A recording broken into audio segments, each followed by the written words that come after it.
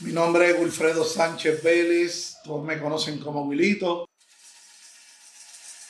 Nací en el barrio Cañaboncito de Caguas, nací en Caguas un 25 de julio de 1980. Pues mira, vengo de una familia humilde, dos padres trabajadores. Mi padre se llamaba Aníbal Sánchez, mi mamá se llama Aurea Luz Vélez, todo el mundo la conoce como Lucy. Teníamos un negocio, un colmado bar. Me crié en una familia humilde. Mi papá era músico, mi papá fue músico también, tocaba el acordeón, tocaba el güiro vegetal. Tengo una tía que tocaba bongo y así fueron mis primeras influencias. Como para el año 92, 93, empiezo a tocar en diferentes grupitos, orquestas de merengue. Mi instrumento es la tambora, que era lo que yo tocaba antes. Y así me fui enamorando de la percusión poco a poco, hasta ya una edad bastante ya maduro, la edad de 20, 21 años, 20 y pico, que me empiezo a enamorar del tambor batá. Empiezo a conocerlo, empiezo a saber lo que es la música afrocubana, ¿verdad? Y parte del proceso fue ese de mi niñez a mi ya convirtiéndome en adulto. Esa es parte de mi inicio en la música. Pues mira, ya como yo te diría como para el 2011, 2012, pues me entra la inquietud de comenzar a trabajar instrumentos, a crear instrumentos. Tenía esa inquietud. Yo me había hecho una serie de ceremoniales. Soy babaloricha, tengo changó. Y una cosa va en conjunto con la otra. Yo me había iniciado también como mualaña en el año 2010 con Juan Raimar, el negro de Miami, el cubano. Yo me había jurado en su tambor y ciertamente él es artesano de tambores, él hacía tambores y ya eso me fue, ¿verdad?, cautivando a hacer los tambores. Luego me junto aquí en Puerto Rico con un muy amigo de él y muy amigo mío, José Ramírez, Irete Fil, el Colorado, un babalao bien reconocido y muy respetado en este país y en diferentes partes, que también es un moalaña, Olubatá, dueño de tambor. Y en una práctica en su casa me nació a mí decirle que por qué él no le sacaba un hijo a su tambor. Su tambor se llama Egueara y en los años que tiene nunca había parido uno. Y José, con lo que lo caracteriza, me dijo que no lo cogiera para eso, que él no estaba para esas cosas. Y yo pues lo presioné y le dije, bueno, si tú lo haces, yo me comprometo a hacértelo, no te cobro nada, esa es mi aportación, yo hacer el tambor, porque sería el primer tambor hecho en Puerto Rico, con manos puertorriqueñas, con madera de este país, y eso nunca se había hecho. Aquí sí se han hecho tambores de fundamento, tambores batá, pero los cilindros, las tinas, las han traído de Cuba ya hechas, no son hechas aquí, ¿verdad? Este tambor que nosotros creamos es hecho con madera de aquí de Puerto Rico, que se la compramos a, a un muchacho, un compañero artesano también, que se llama Emanuel Martínez.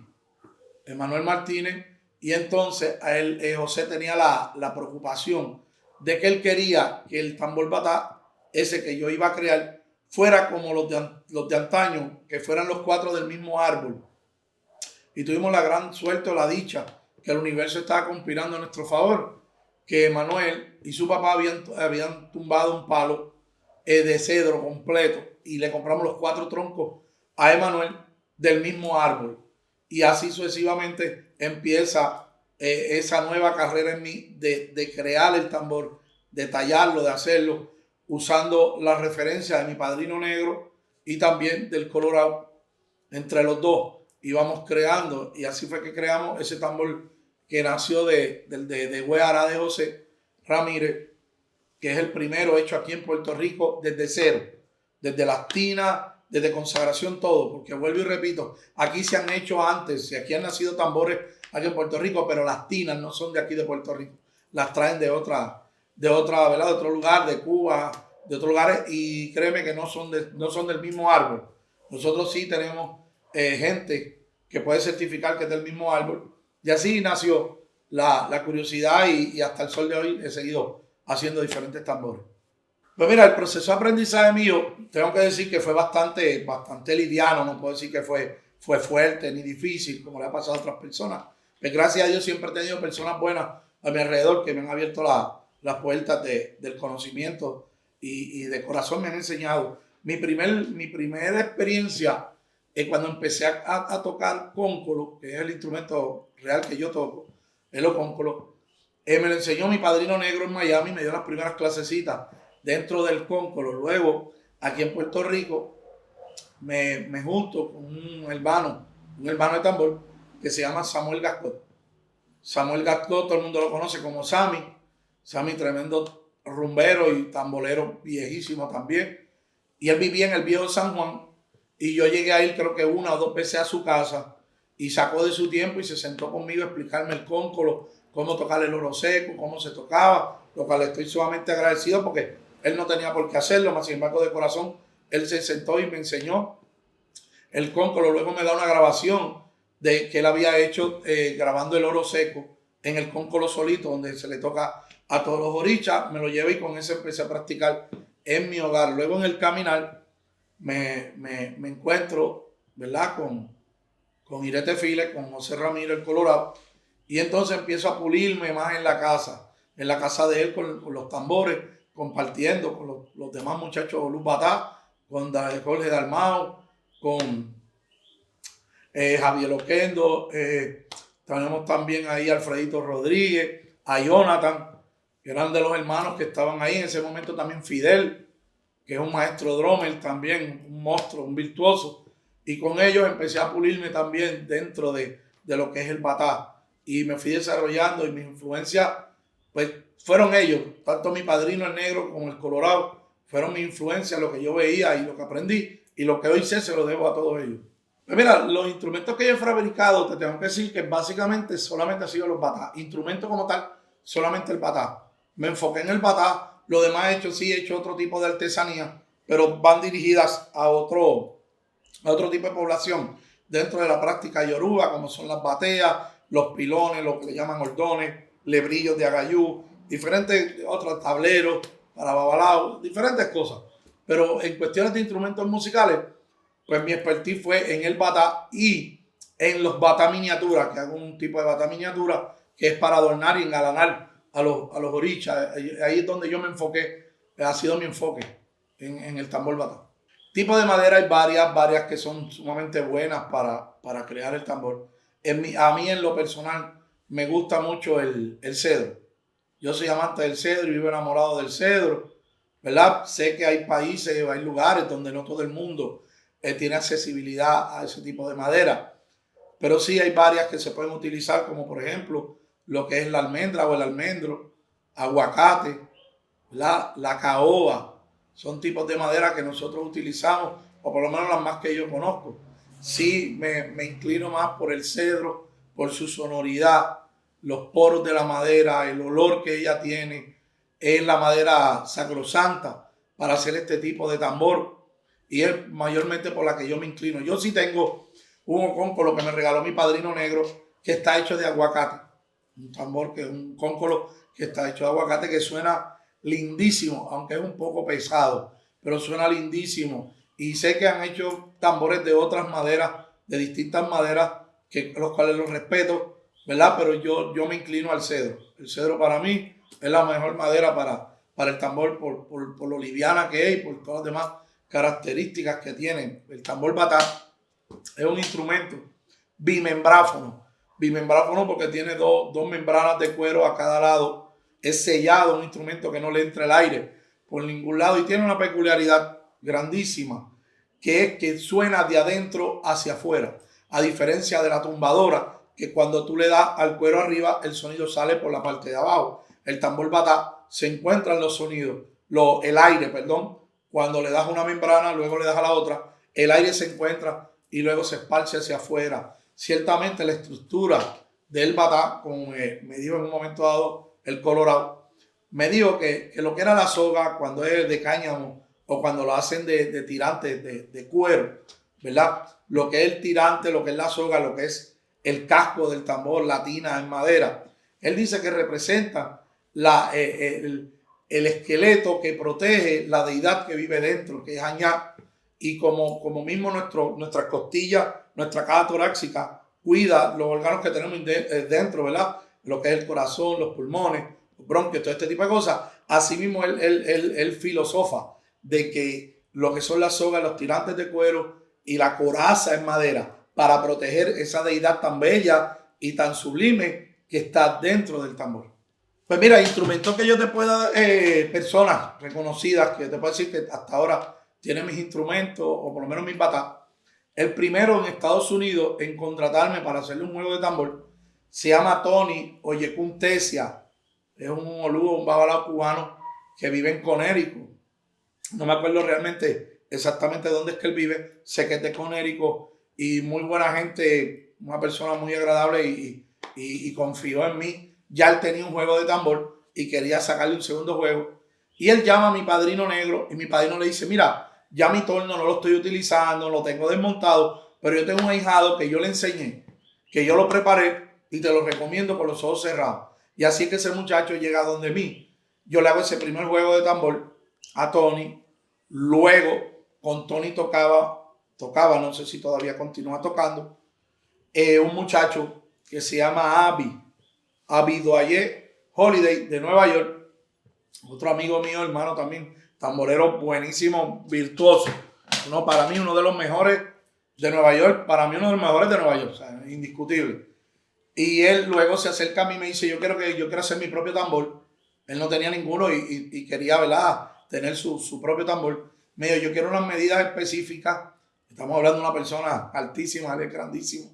Y entonces me dijo, yo quiero unas medidas, discutimos las medidas, llegamos a un punto medio, ¿verdad? Él me decía las medidas que él quería y yo le decía, no, Javi, no podemos salirnos de este parámetro porque luego, ¿sabes?, realmente no hace sentido.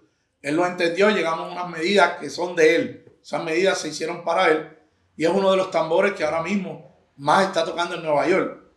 Más está tocando en Nueva York, casi siempre tocan mucho. El que ve por las redes sociales tiene a Ruby Guardiola. Cuando él hace los tambores en su casa, mayormente que lo toque Javi. Ese tambor yo tuve el honor de hacerlo hace poco. Estuvo aquí en Puerto Rico con su tambor. Luego, con el pasar del tiempo, quiere sacar un segundo tambor, vuelve y se comunica conmigo y yo le hago un segundo juego en cedro, con otras medidas un poco más grandes que el anterior. Y yo me acuerdo que cuando yo hice esa caja, o sea, el Iyá, cuando yo hago el Iyá, que es la caja, yo le puse, Avi, este tambor, el Iyá se llama Ayanacú. Ayanacú significa elefante, por lo áspero que se veía, lo grande que se veía. Creo que hace poco ya lo consagraron y ya lo tienen trabajando también. Hasta ahora esos 3 tambores han sido los que han cogido para fundamento. Tengo otros clientes que se lo he hecho, como es un babalao de aquí que se llama John Paul, amigo mío, un chango también. A él yo le hice un tambor, pero el de él es Avericolá, en caoba. El de él es de caoba para engalanar a su oricha chango y él lo tiene en su casa. Un tambor que quedó preciosísimo. De los primeros hice otros tambores Avericolá, pero realmente eso los reconstruí, que fueron unos tambores que le hice a mi difunto maestro de otras funciones que estoy ejerciendo hoy en día, gracias a él, ¿verdad? Que me llevó de la mano a las diferentes iniciaciones, ¿verdad? Él se llama José Rey Encarnación, Taito, conocido por todo el mundo. Taito, ese fue mi maestro de unas funciones de Obá que estoy haciendo ahora. Y él era fanático del tambor batá. Y le tenía 2 sets a su ángel de la guarda. Y yo se los reconstruí los dos juegos. Luego, con el pasar del tiempo, estoy en Cuba. Fui a hacer unas iniciaciones a Cuba. Y allá tengo mi amigo que se llama Alexis González. Alexis González, mejor conocido como el Turrón. Él jugó segunda base del equipo nacional de Cuba. Ahora está dirigiendo otros equipos en Italia. Creo que de softball de niñas. Y también tiene que ver con el equipo nacional. Él es el que me canta los tambores y su tambor es el que me toca. Tambor que era de su papá, el viejo Israel, Osvaldo Boom, que ya falleció en Gloria esté. Y entonces el tambor estaba un poquito maltratado por el trabajo que le dan. Y allá se toca todos los días. Y me jugué la aventura con él de preguntarle al tambor si quería que me lo trajera para Puerto Rico para restaurarlo. en mi página de Facebook, Artesanía Valle, ahí aparece la foto cuando le preguntamos a Aña, y Aña dijo que sí. Y me lo traje para Puerto Rico, luego acá lo desmonté, ¿verdad? Con el debido respeto y las cosas. Luego lo trabajamos, lo trabajé aquí con mi santa calma. Me duré 2 años y pico en regresar a Cuba para devolverle el tambor. Él tenía otro juego de tambores que estaba utilizando esos tambores para trabajar. Luego lo restauro, lo llevo para Cuba. Allá le hacemos los otros ceremoniales. Ya lo llevo, ¿verdad? Ensamblado y todo. Y ya está trabajando y ese tambor no para, que es el otro tambor que está allá en Cuba. Y esos son parte de los tambores que tengo funcionando por ahí. Mi experiencia como músico, yo empecé en la música a edad de 12, 13 años. A los 12 años yo empecé con un grupo que se llamaba Los Chicos del Caribe. Bueno, yo vengo, como dije anteriormente, mi instrumento es la tambora. Yo vengo de tocar merengue, yo no conozco nada de lo que es bomba plena, rumba, 6x8, yo no conozco nada. Yo venía de tocar tambora, un grupo que se llama Los Chicos del Caribe, a la edad de 12 años, ya a los 13 años entro con un grupito pequeño que fue bien famoso en el área de Cagua, que se llamaba Edición Limitada. Y ya luego, a la edad de los 15 y medio, 16 años, entro a orquesta que se llamaba La Bomba, de Tato Peña, y empezamos a viajar. A la edad de 15 y 16 años empiezo a viajar con ella. Vivíamos más en un avión tocando en Estados Unidos que tocando aquí. Así es mis primeras experiencias como músico, ¿verdad? Todavía en nada de esto yo toco música yoruba ni nada, solo era merengue. Me relacionaba con dominicanos, hermanos míos, tengo muchísimos dominicanos. Luego a la edad de yo te diría a los 18, 19 años, por ahí, dejo de tocar merengue, encuentro un compañero músico que se llamaba Mario Díaz, también conocido como Mario Changó, y Mario me lleva a la casa donde él vivía en Carolina, en los Balboa House, allá en la Monserrate. Y me dice que él está montando un grupo de palos, de tocar para el muerto de cajón. Y con Mario yo empiezo a dar mis primeros pasos. Mario es el primero que me enseña a cantar al muerto, a cantar palo, a tocar la tumbadora en el palo, el cajón, a cantar, a tener el líviano, ¿verdad? Porque él había tenido la oportunidad de ir a Cuba y trajo unos videos de allá y era algo diferente la forma de cantarlo, de donde nosotros venimos, allá de Marianao, de mi abuelo y mi yupón se llama Mario Lázaro Martínez, de Chumihuá, y de ahí es donde viene nuestra raíz de palo y musical. Y ahí empieza mi otra etapa, porque ya dejo el merengue atrás y me empiezo a enamorar de esta música afrocubana, yoruba, que fue lo que yo empecé a tocar. Yo empecé a tocar palo. Nosotros tocamos palo mayombe, ¿verdad? El cajón de muerto, un malongo, como también se llama. Y así que empiezo por Mario Díaz. El grupo era de Mario, mi hermano del alma, que hoy por hoy sigue caminando conmigo, que se llama Benji, que es un hermano mío de santo y de palo, que siempre está conmigo para todas mis aventuras. Y entonces así arrancamos, eso fue para el 99, perdón.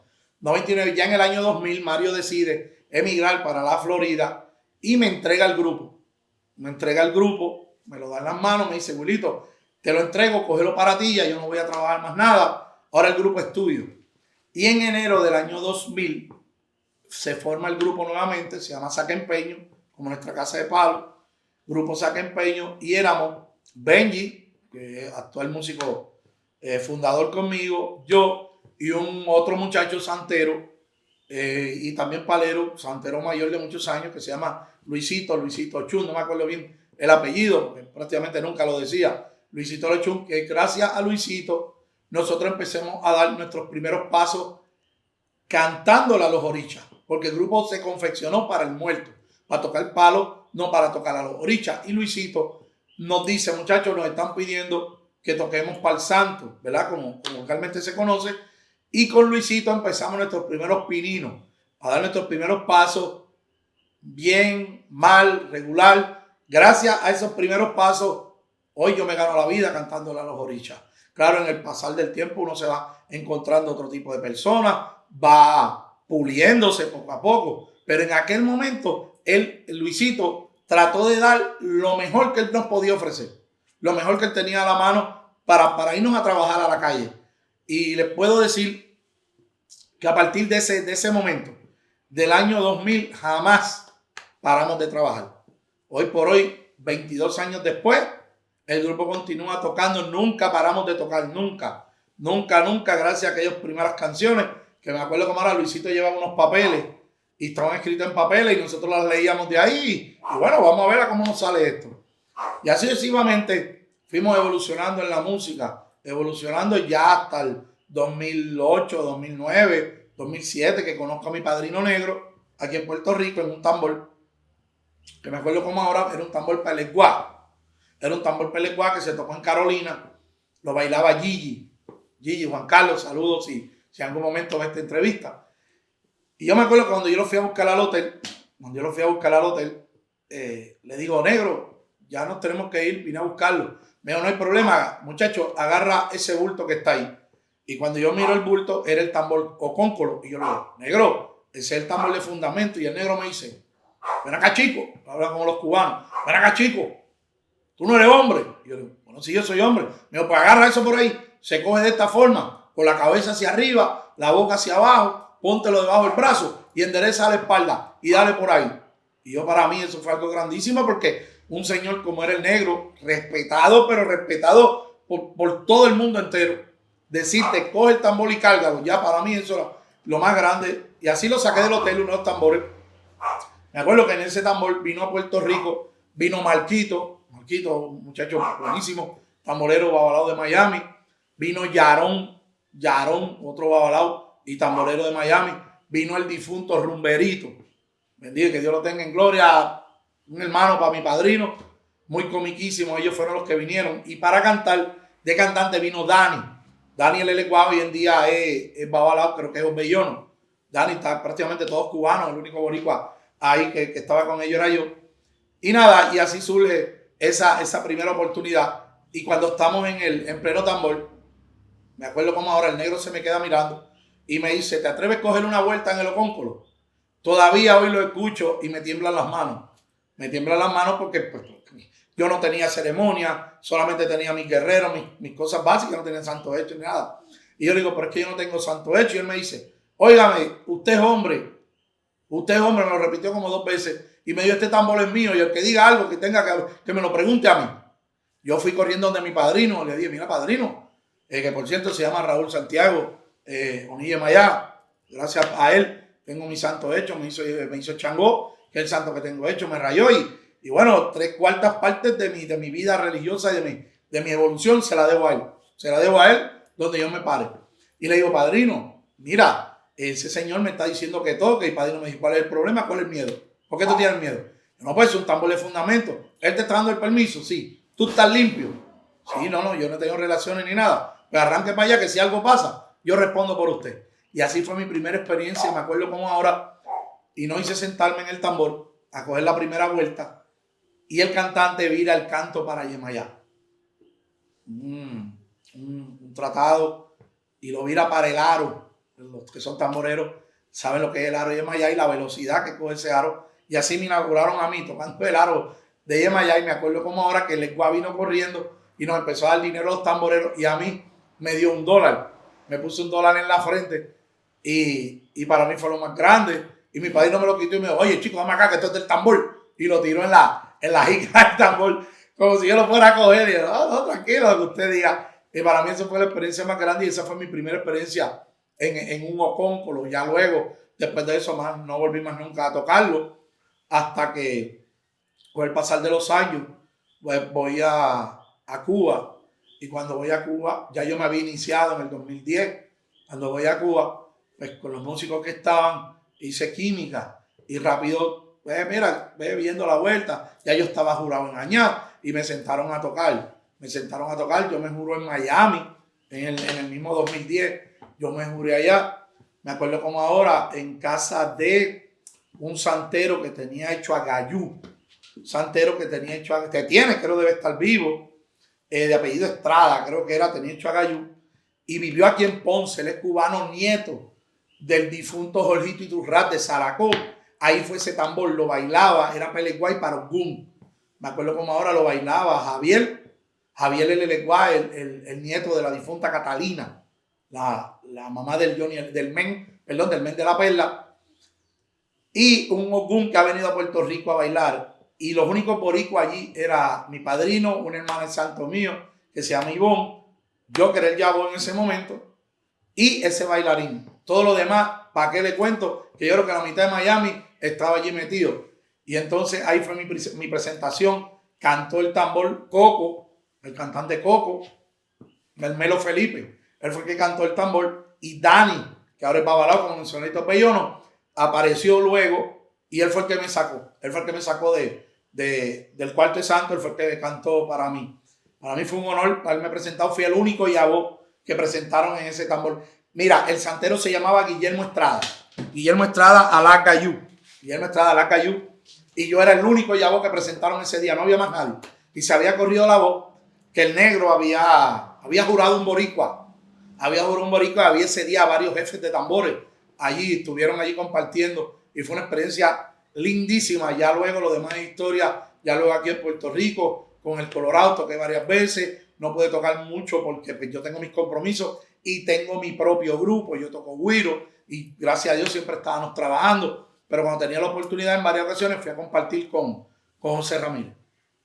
Que como yo veo, ¿verdad? Que como yo veo lo de antes en cuanto al batá se refiere y cómo lo veo ahora. Pues mira, todo ha cambiado desde todo.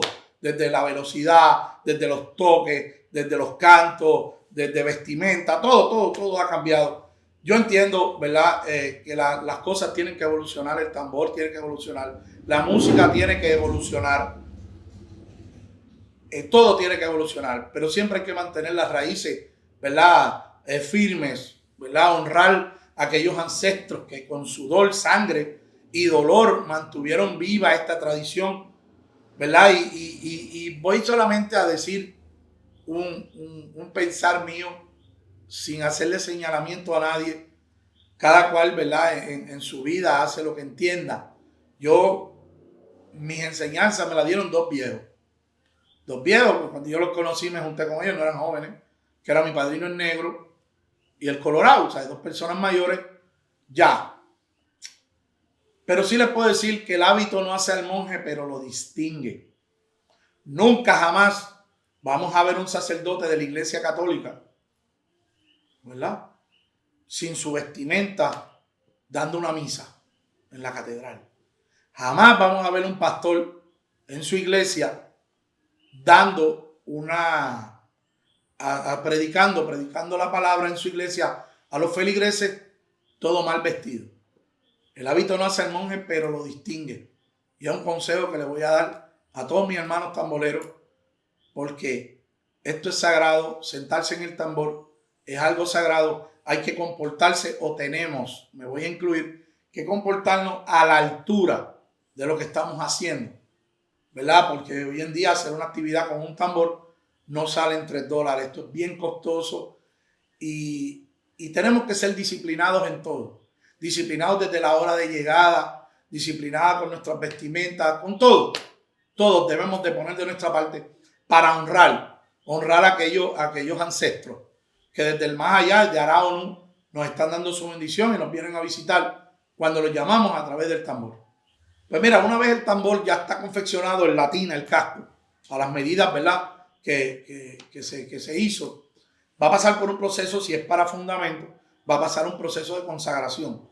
La tina hay que consagrarla, hay que bautizarla, como decimos nosotros, hay que escoger los parches. Los parches bien importantes a la hora de escoger los parches. ¿Por qué? Porque de acuerdo al parche va a influir mucho en la sonoridad. En la sonoridad, el espesor del parche, qué tipo de animal, ¿verdad? El parche vamos a utilizar, de qué tipo de animal. Todo ese tipo, si lo vamos a hacer de tirante, si lo vamos a hacer de cáñamo, que es soga, nylon, todo ese tipo de cosas influyen. La garganta es muy importante a la hora de trabajar el tambor. ¿Sabes? Mi padrino me enseñó que cuando ya la tina está terminada, el tambor se terminó de hacer, yo le canto. Él me enseñó a cantarle y yo le canto del chachá hacia la boca. Y cuando yo le canto, pues como si fuera ¿verdad? un embudo, por decirlo así de esa forma. Cuando yo le canto, que se transmite la voz por el otro lado, ya el tambor me empieza a decir qué sonoridad va a tener, cuál va a ser su armonía, cuál va a ser su voz, la resonancia, la caja de resonancia que va a tener. Luego de eso hay que preparar los aros. Los aros son los anillos que pinchan el cuero. Pues el mimbre, ratán, ¿verdad? Dependiendo del lugar, como le llamen. El ratán se preparan, eso tiene que estar bien ajustado. ¿Por qué bien ajustado? Porque de ahí va a depender la afinación del tambor y la estética de cómo se vea el tambor. Es algo que los tamboleros y los constructores del tambor tienen que estar bien pendientes.